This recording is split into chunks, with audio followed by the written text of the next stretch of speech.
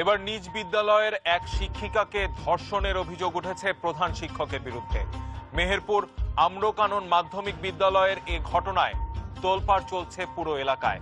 থানায় একটি মামলা দায়ের হলেও এখনো পর্যন্ত গ্রেপ্তার হননি অভিযুক্ত সেই প্রধান শিক্ষক।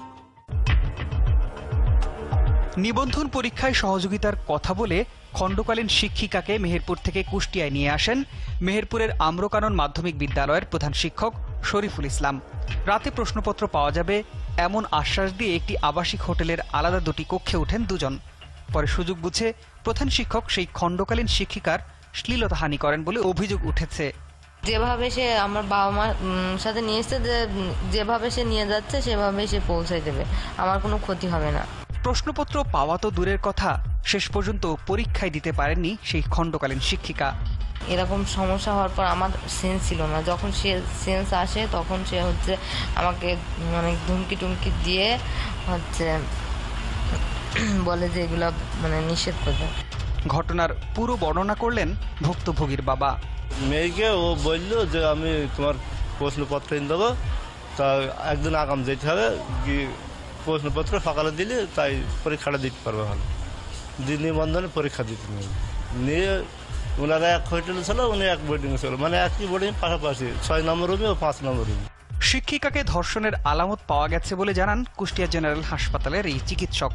আঘাতের চিহ্ন আমরা পেয়েছি এবং ব্লিডিং অবস্থায় আমরা তাকে অ্যাটেন্ড করছি। চিকিৎসাধীন আছেন উনি এবং আমরা প্রয়োজনীয় ট্রিটমেন্ট এবং ব্যবস্থাপনা তাকে দিচ্ছি। ঘটনার পর থানায় মামলা করেছেন ভুক্তভোগীর পরিবার। এরপর থেকেই পলাতক শরীফুল ইসলাম। তাকে ধরতে অভিযান চলছে বলে জানিয়েছে পুলিশ। লিখিত অভিযোগ থানায় পাইলে আমরা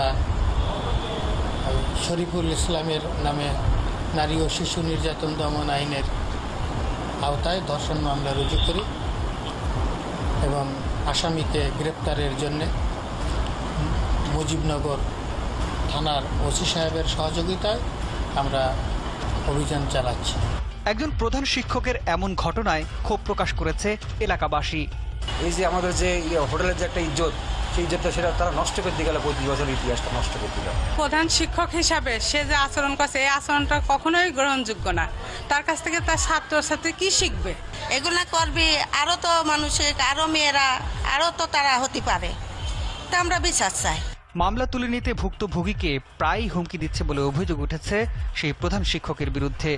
বাইরে থেকে ভয় দেখানো হচ্ছিল, তাই আমি চলে গেছিলাম। সেদিন আমার সাথে যেটা হয়েছে আমি চাই আর কারোর সাথে যেন না হয়, আর আমি এর বিচার চাই।